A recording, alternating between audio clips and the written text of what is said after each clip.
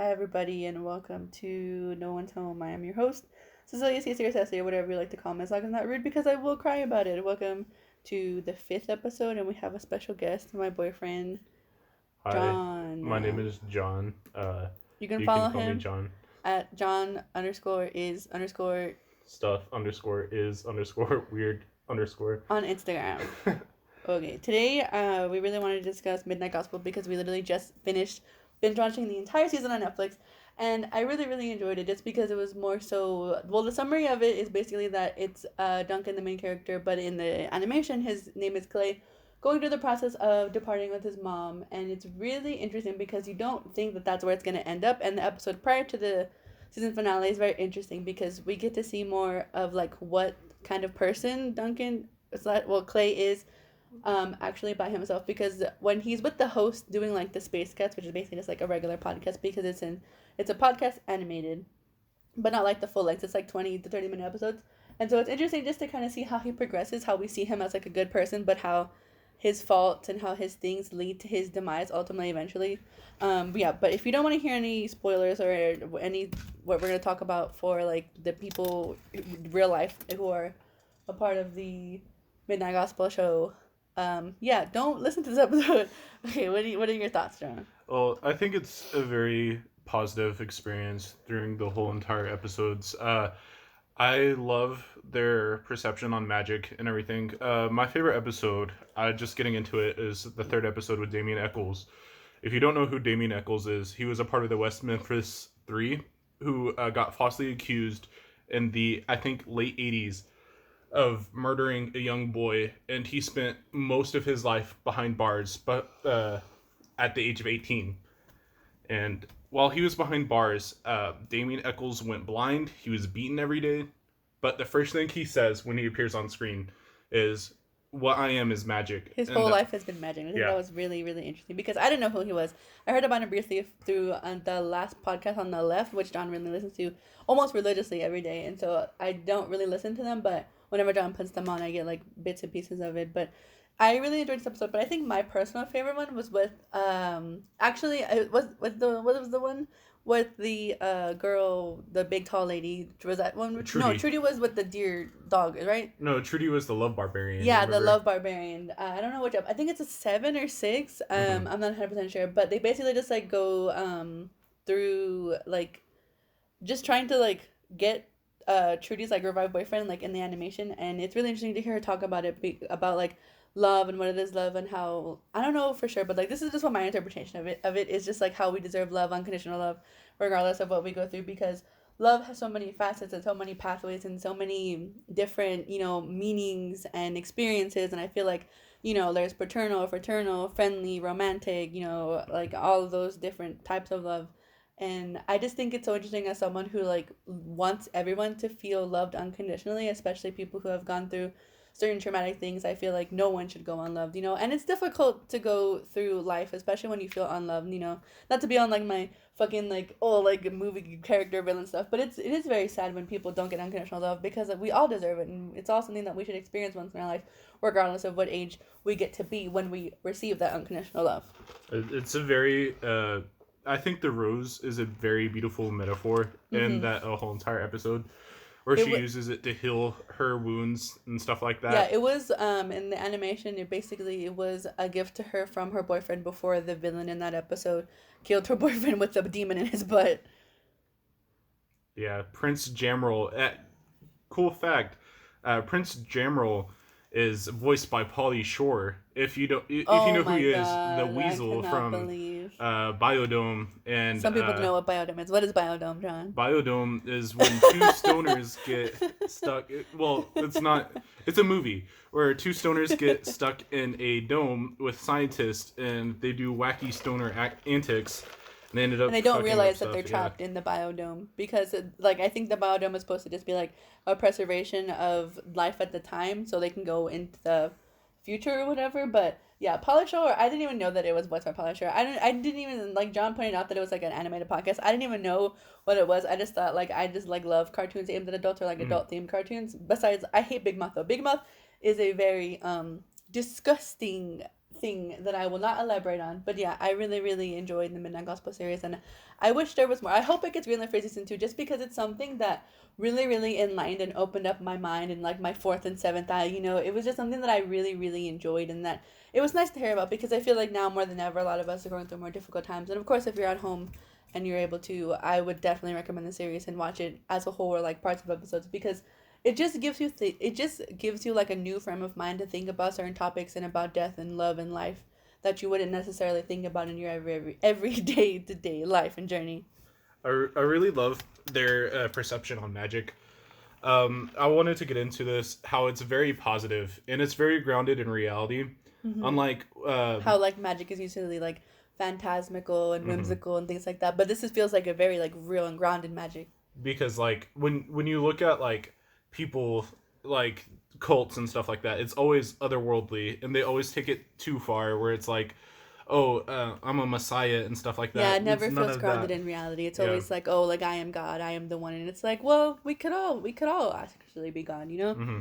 Well, going to like Madame Blavatsky, she was like the founder of Western occultism, and she she inspired the Nazis, she inspired the Heaven's Gate like suicide cult and everything. But when you look at Damien Eccles' view on magic and everything, it's very like positive and reassuring and stuff like that. Before watching like the series, I always found that magic was scary or macabre and stuff like that. Yeah, like black magic or like hoodoo or voodoo or other things that, because we're in Texas, and we're well, where I used to live, it's like South Texas, and we're so close to Louisiana and things like that. So it's not like, it's not our everyday, but it's like stuff that you hear about growing up, and like about the witches and things like that, and how like like old like Mexican like folk tales of like, oh, like cracking the egg over your body to like get rid of the evil energy. And of course, like even the evil eye, which I didn't even like originate, I think has Turkish origins, is something that's so big in Hispanic culture, which I think is really, really crazy, because I knew what it was, but I never knew that like it had a symbol about it. But yeah, like the evil eye definitely like is like some form of bad magic that I've heard of personally. Mm-hmm. Well, another cool thing that I kind of just realized, Mr. President in the first episode, that's Dr. Drew from Celebrity Rehab.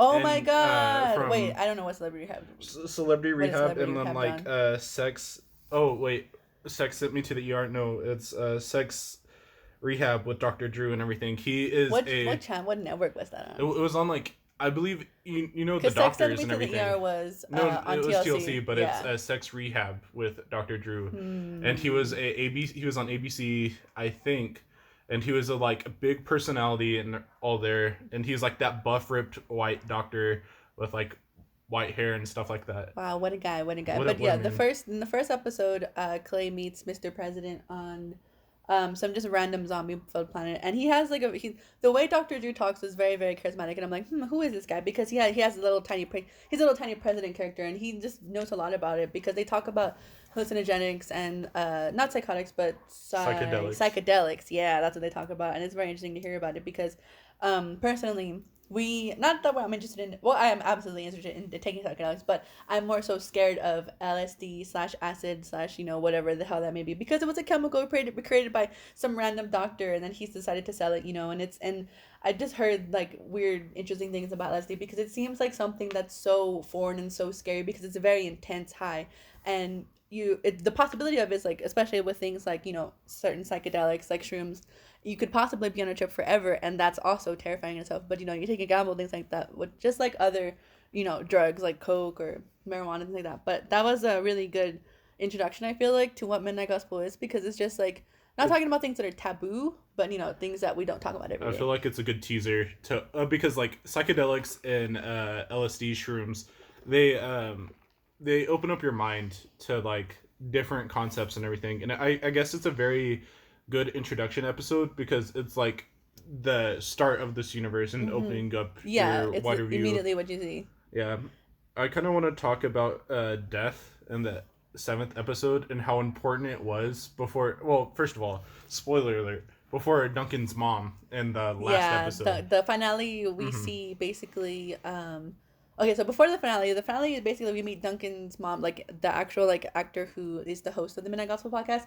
We meet his mother, and then they go like because initially like Duncan's like because it's the last episode, Clay's gonna go to like a last hurrah while like the cops and stuff are on the way because the person that subscribed to the podcast or Spacecast or whatever is actually like his dad is like a basically like a time cop or something like that. So before like the time cop kind of gets to Clay and punishes him, they actually um by somehow Clay's mom, well, Duncan's mom finds him, and you get to see like Clay being a child and then a middle-aged person and an adult, and then we also see kind of the birth and rebirth of Clay's mom, like because like literally in the in like the animation, like Duncan gives birth to his own mother, and it's really really weird and a really interesting metaphor, but like it's just like little teddy bears and stuff like doing all like the medical things and doing experiments on, and you can see the like the love meters and the sadness meters, but prior to that actually like of the finale episode and again still spoilers if you're listening but still if you want to watch it, go check it out.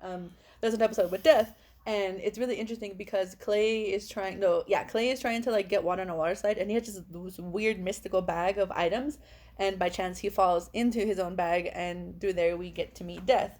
And who is Death played by? Death is played by Caitlin Doty.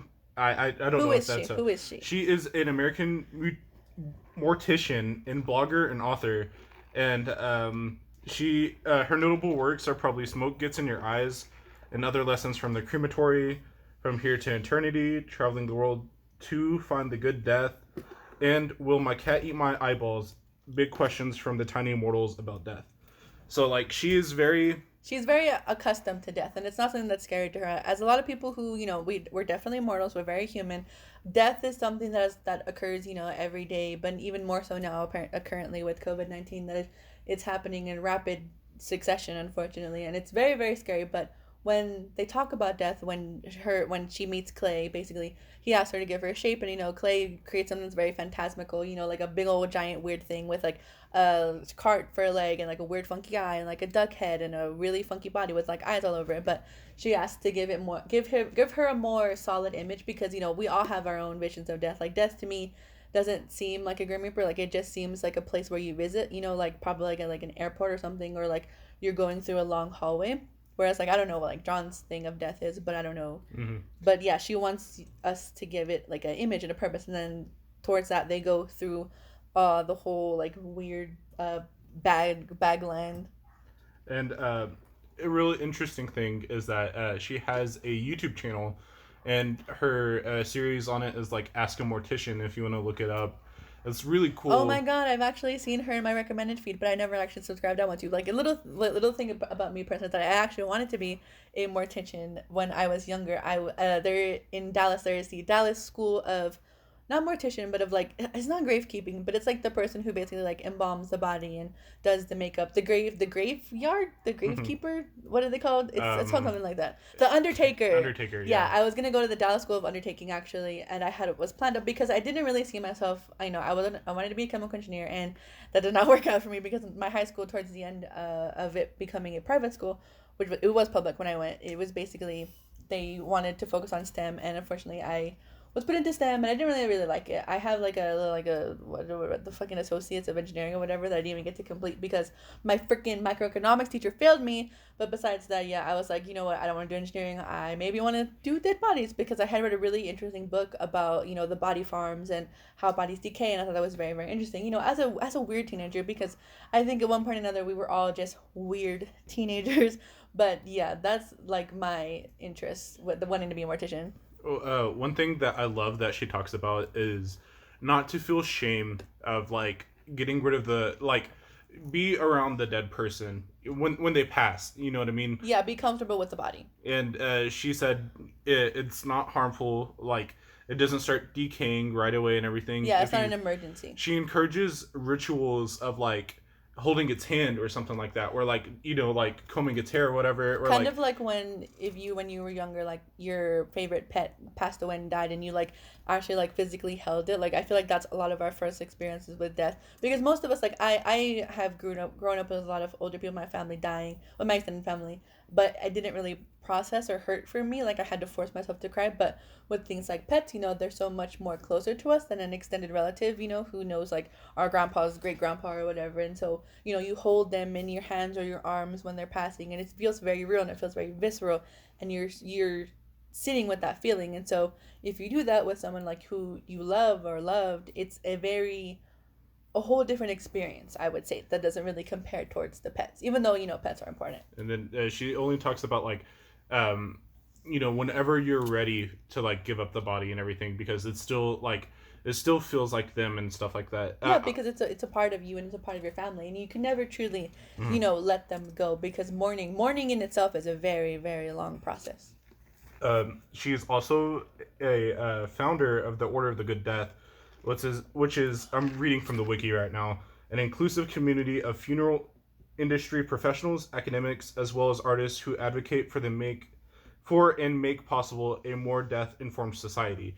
So what she talks about a lot is how like the death industry, it's an industry now and everything, and you don't need to be like what is it called, embalmed and stuff like that. You can go naturally and everything, and you don't have to have cotton put in all your body parts Yeah, and you don't have to like be a dead prop or dummy. Like you can just let your body decay naturally, because there's not really a fear of like your body coming back from the dead, or what may have you, as like previous things, because I know they used to like actually like physically like put screws in coffins in case they were like using people's because of the grave robbers. That's what it was. I mean, people probably still grave robbed. It's just not so much more common practice as it was back in the day. well, she's a very she's a very big advocate for green burial and composting, which is like Yes, natural. throw my body in the river. Yeah. You just Put me in the earth.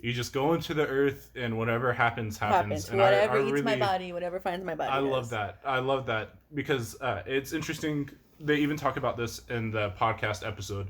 The Tibetan monks, they believe in sky burial, where like they just die out in the open, and then the buzzards have them and everything. Or like the that's how I want to go. That's how I want to go to. Just throw me in the trash, as Yeah, Danny like I DeVito don't know said. if you guys have heard of this, but it kind of went viral around 2010, early 2010s, I want to say, where there was this company, I don't remember what it was, but they would provide your family with like a tree or something, or you would send your body to the company and they would make you a tree. Basically, they would use all like your body to give nutrients to the tree, and then you were just a tree.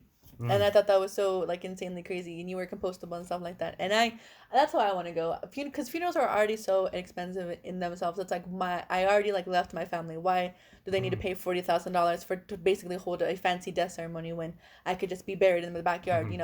When my grandmother died, my mom and my grandpa and my uncle and my aunt, they split the cost, but it was $9,000 for a casket, and it was a pink rose gold casket. Like I don't think it was actually gold; it was painted rose gold and everything, Yeah. and it had pearlescent kind of like candles and everything.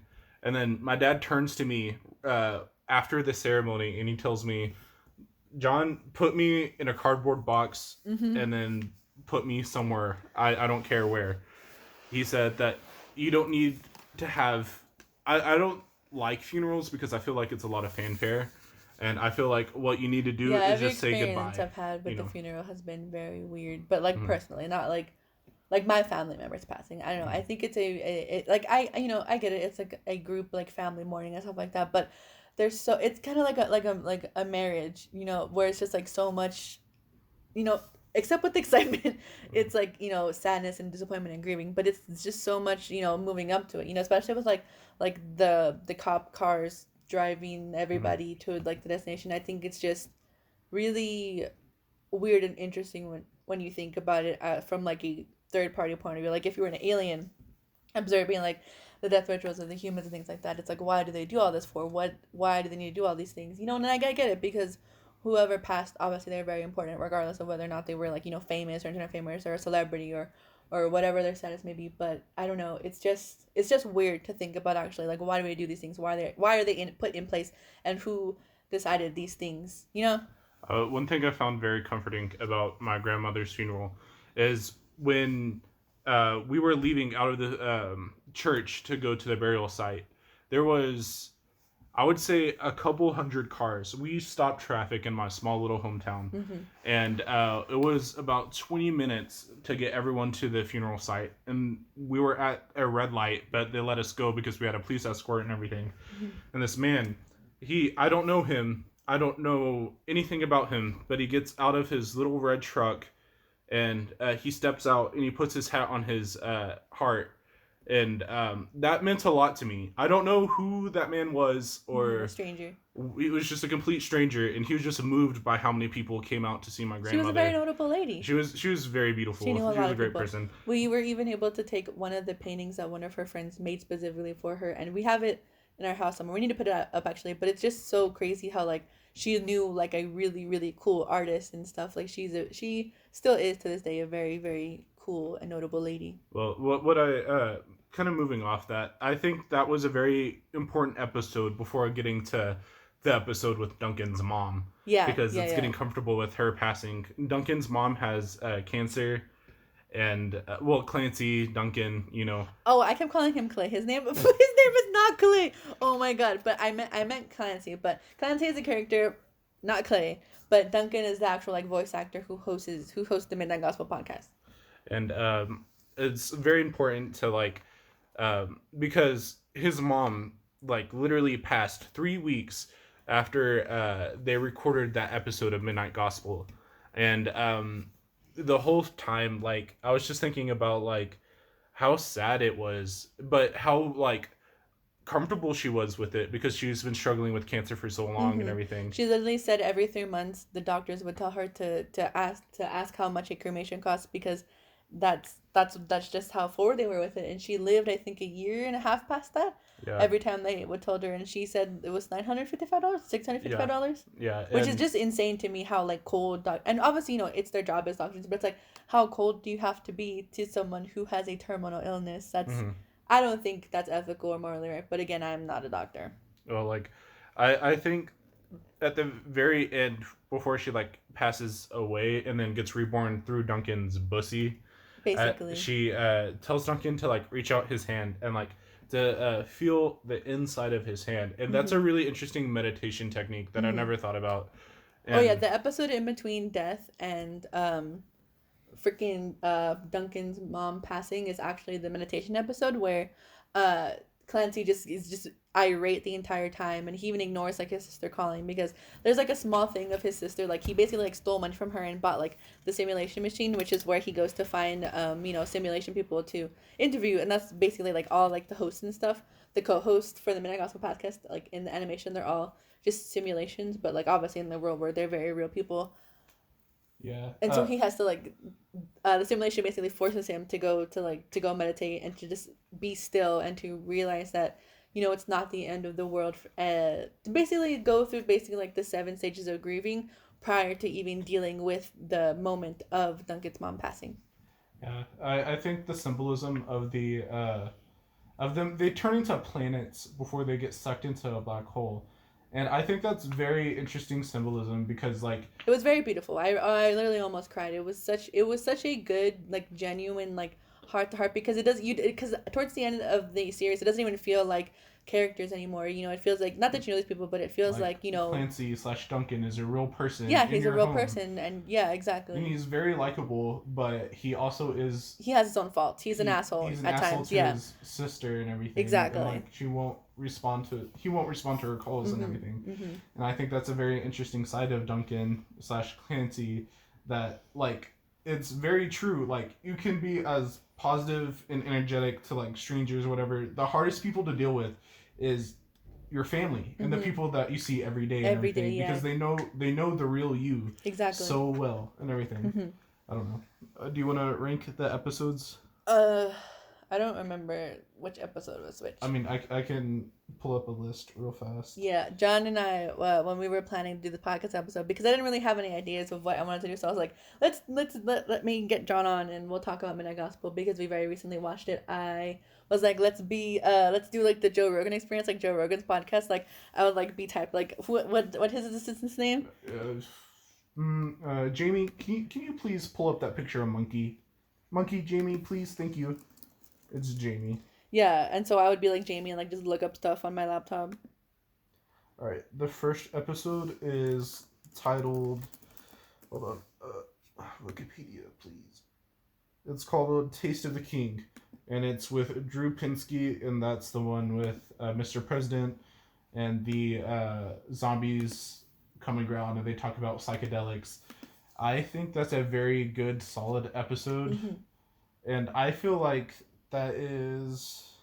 Oh yeah, sorry for hearing me typing. I'm doing I'm a real gamer now, and I'm on Discord chat trying to trade items for my imaginary alligator girlfriend on Animal Crossing. Okay, first of all, the the Wikipedia article says that all these are to be announced, and I don't understand. It probably hasn't been updated. And then it's like, does it have a fan wiki cast? A fan wiki? Hold on. Because the fan wikis I feel like are a lot more accurate because they pull material and resources from like a lot more places. As someone who frequents the Naruto wiki because I love Rock Lee. But anyway, yeah. I don't know because it just came out and probably the episodes have been announced. They probably just don't have all the nitty-gritty details. Yeah, episode 1 is Taste of the King, and that's with the Dr. Drew, yeah. And I would say that's pretty. I'm gonna say that's kind of low on my list because it was interesting, but it was very forgettable. Like I feel like the last three episodes, on and honestly, the one with Trudy, the big tall bounty hunter, I love her. That's probably my number one. The second one is definitely the last episode where Duncan's mom passes and gets rebirthed, and then they go into the black holes planets. And then the third one is probably the one with he interviews the dog deer in like the clown factory planet episode, which was very, very weird. But I just loved that lady and how she was very sweet and very at peace with everything. I think my favorite episode would probably be the ending episode, of course. But I think my second. That's your number one. Yeah, my second one after that is Damien Eccles. The third one. I think that's third episode. It was like it was this like floating fish head. In this episode, this is where Clancy meets the time cop's son, and the time cop's son is a fan of the Space Cast. And he tries to find him infinite ice cream because he's in an ice cream drought as he raps. Yeah, and my really favorite one is when they're in the prison for simulated beings, and then that the prisoner keeps on getting reborn every time he dies. And yeah, they never get to die in the space prison. And you see him like slowly start to change and to become and be better and stuff and he even like cries and like he accepts it, but he's still angry, and like it's just interesting to see because I feel like as like someone who goes through a lot of different things with like traumatic experiences and depression and stuff like that, I feel like that's a very, very real experience of changing as a person, even though it's like kind of condensed into 20 minutes. It's just like you can see him fail and try again and continue to try to want to do good, but then it ultimately still fails regardless. And it's like not until like he gets all the prisoners together to come to an understanding that he's able to kind of be free and accept himself and accept like being in the space prison.